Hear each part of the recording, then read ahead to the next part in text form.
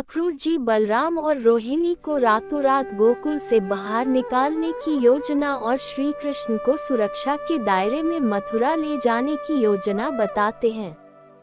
उधर गांव के घर घर में ये चर्चा चल पड़ती है कि कान्हा मथुरा में कंस का उत्सव देखने जा रहा है, और यह भी चर्चा चल पड़ती है कि कृष्ण यशोदा का पुत्र नहीं है, वह तो देवकी का पुत्र।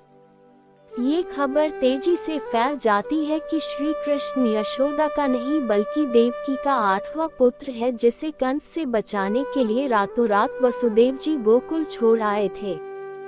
उधर रात में यशोदा आंखों में आंसू भरे बहुत ही दुखी भाव से पलंग पर सोए श्री कृष्ण को देखती है।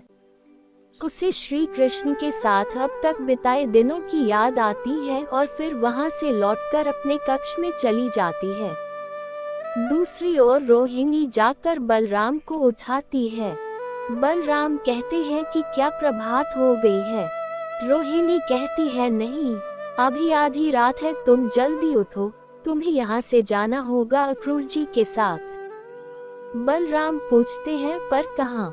रोहिणी कहती है अक्रूर जी तुम्हें रास्ते में सब बता देंगे, अब जल्दी उठो। उधर अक्रूर जी को उनके गुप्तचर आकर बताते हैं कि रास्ते में जगह जगह हमारे साथ ही तैयार हैं। नाव का भी प्रबंध हो गया है, बस अब राजकुमार को जल्दी लेकर आइए। अक्रूर जी कहते हैं अच्छी बात है, मैं उन्हें अभी लेकर आता हूँ। इधर बलराम पूछते हैं कि मुझे अकेला क्यों भेज रही हो, कान्हा क्यों नहीं जाएगा मेरे साथ। तब रोहिणी कहती है कि कान्हा तुम्हारे साथ नहीं जा सकता। ये सुनकर बलराम जी कहते हैं कि कान्हा नहीं जाएगा तो मैं भी कान्हा को छोड़कर नहीं जा सकता। हाँ। रोहिणी कहती है हठ ना करो, वह मथुरा जा रहा है। तब बलराम कहते हैं मथुरा अकेले। रोहिणी कहती है हाँ। बलराम कहते हैं नहीं नहीं, मैं कान्हा को अकेले मथुरा नहीं जाने दूंगा। तब रोहिणी कहती है तू उसे कैसे रोक लेगा दाव। दाव कहते हैं क्यों। तब रोहिणी कहती है वह अपने माता पिता की आज्ञा से मथुरा का उत्सव देखने जा रहा है। तब बलराम कहते हैं कि ये झूठ है, उसे मैया और बाबा ने कैसे आज्ञा दे दी। वे जानते नहीं कि मथुरा में उसके लिए संकट है। ये सुनकर रोहिणी पूछती है संकट, कैसा संकट दाव। ये सुनकर बलराम बात बदल कर कहते हैं सब लोग जानते हैं कि कंस कितना क्रूर और निर्दयी है। अरे भोजन के समय कल यशोदा मैया ही तो कह रही थी कि वहाँ का वातावरण बालकों के लिए ठीक नहीं है, फिर कैसे आज्ञा दे दी उन्होंने। मैं अभी जाकर यशोदा मैया से पूछकर आता हूँ कि वह जानबूझकर उन्हें वहाँ क्यों भेज रही है। मैं कान्हा से भी पूछकर आता हूँ कि उसने मेरे बिना अकेले जाना कैसे स्वीकार कर लिया। ऐसा कहते ही बलराम जी कान्हा को पुकारने लग जाते हैं। उनकी पुकार सुन कान्हा की नींद खुल जाती है। रोहिणी कहती है चुप रहो दाव, चुप रहो, कान्हा सो रहा है। तब दाव कहते हैं सो रहा है तो क्या मैं उसे इसी तरह सोता हुआ छोड़कर चला जाऊंगा। नहीं नहीं, मैं उसे साथ लेकर पहले यशोदा मैया से पूछूंगा।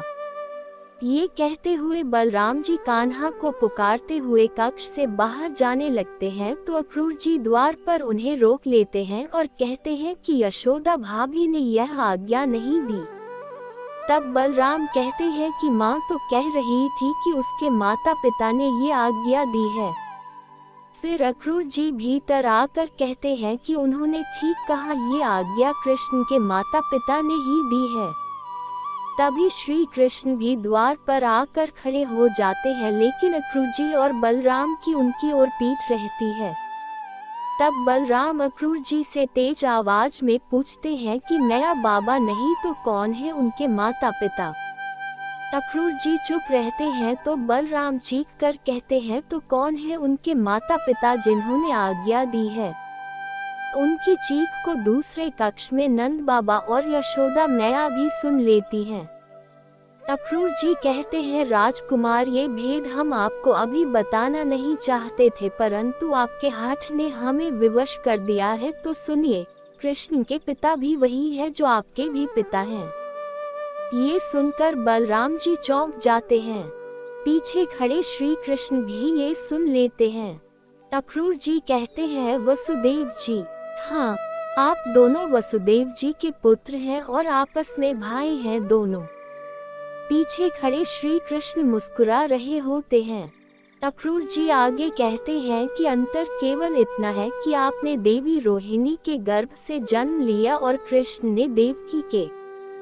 ये भेद हमने इतने वर्षों से आप दोनों की सुरक्षा के लिए छुपा रखा था, परंतु अब कंस को इसके बारे में पता चल गया है, इसलिए उसने कृष्ण को मथुरा के उत्सव में आने का न्योता दिया है।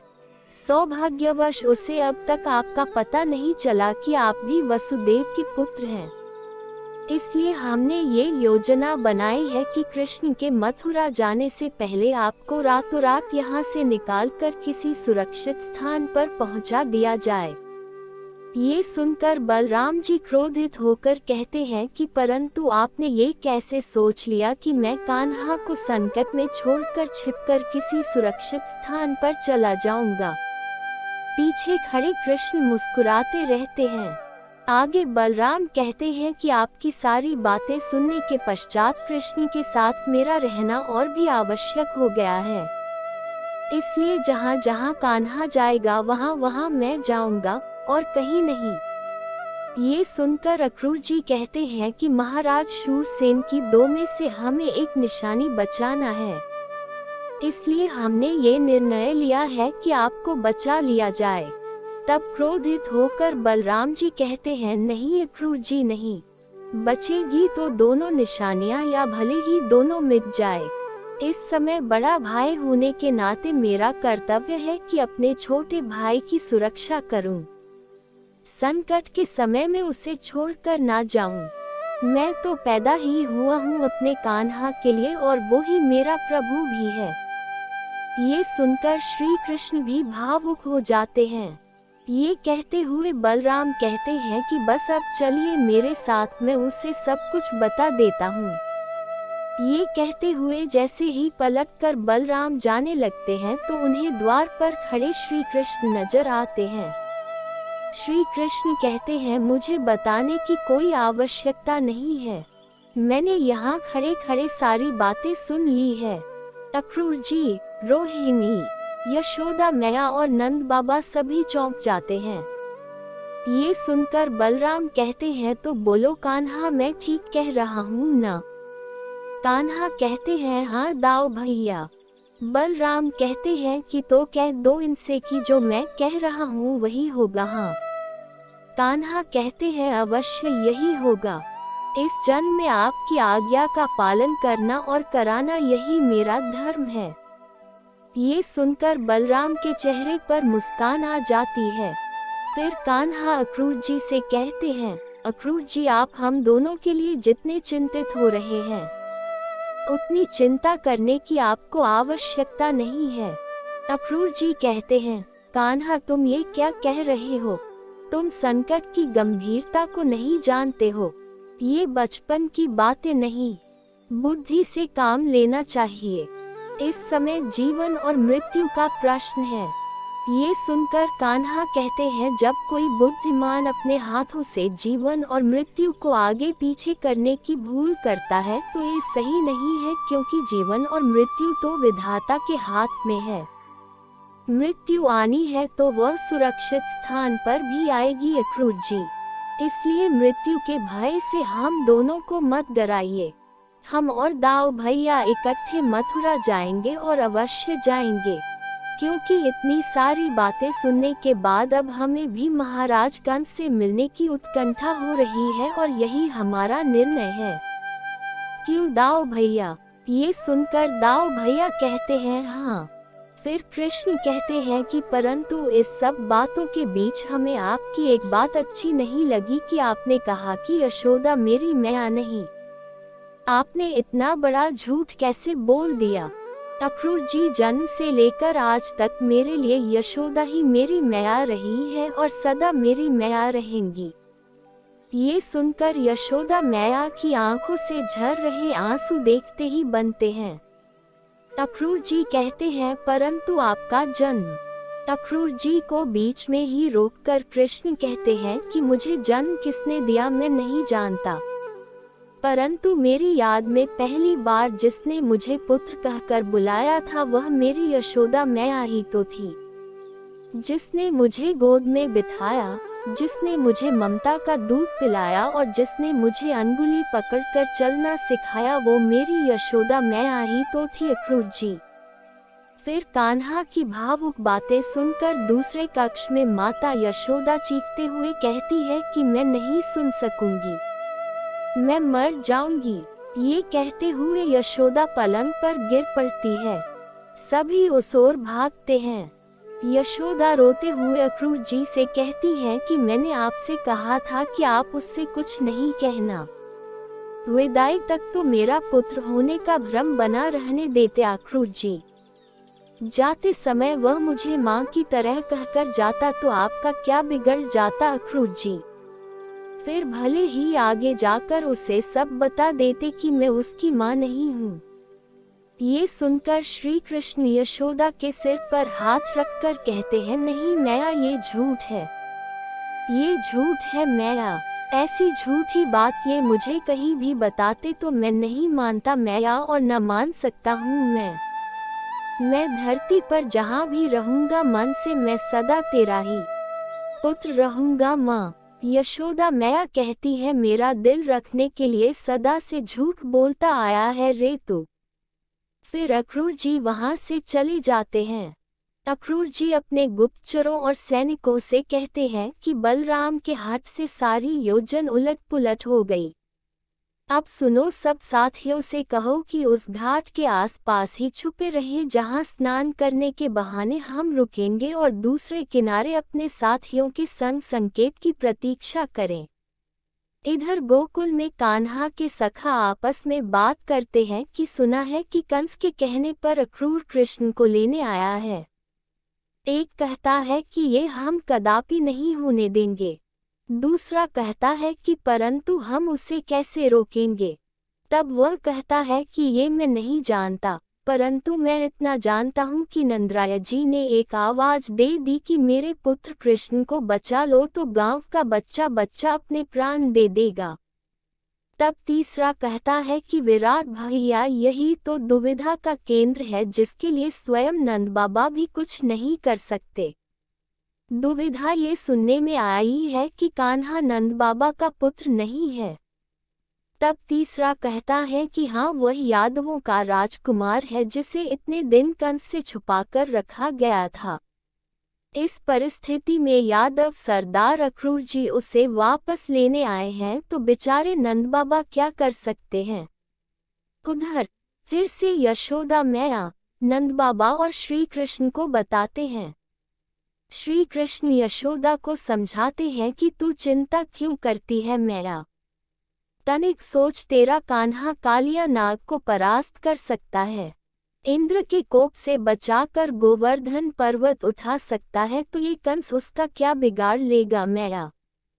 यशोदा रोते हुए कहती है, इसीलिए तो तुझे कहती थी कि ऐसे चमत्कार मत किया कर, तुझे किसी की नजर लग जाएगी। मैं कह कह कर हार गई कि लल्ला भगवान मत बन, मेरा लल्ला ही बना रह, नहीं तो एक दिन तुझे मैं खो दूंगी। अब देख लिया न उसका परिणाम।